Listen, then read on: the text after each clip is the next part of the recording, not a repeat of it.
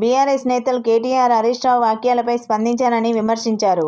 వాళ్ళు కేసీఆర్ కొడుకు అల్లుడిగా రాజకీయాల్లోకి వచ్చారని అన్నారు. ఈ మేరకు ఆయన ఇవాళ మీడియాతో మాట్లాడారు. తాను రైతు కుటుంబం నుంచి వచ్చి కింది స్థాయి నుంచి నాయకుడిని అయ్యానని మంత్రి చెప్పుకొచ్చారు.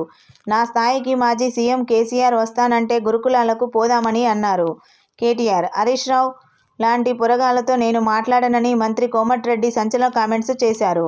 ఇందుకు సంబంధించిన వీడియో తాజాగా నెట్టింట్లో వైరల్గా మారింది. హరీష్ రావు గురించి మాట్లాడితే వాళ్ళ ప్రతిపక్ష నాయకులు ఎవరో చెప్తే ఆయన మాట్లాడితే మీరు సమాధానం చేయొచ్చు.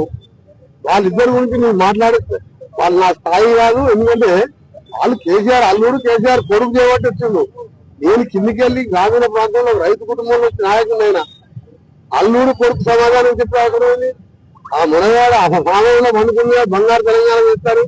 7 లక్షల కోట్లు అప్పు చేసి కేసీఆర్ మాట్లాడితే కేసీఆర్ గురుకులాలకు పోయామంటే నేను కూడా ఆయన కూడా గురుకులాలకు వస్తా.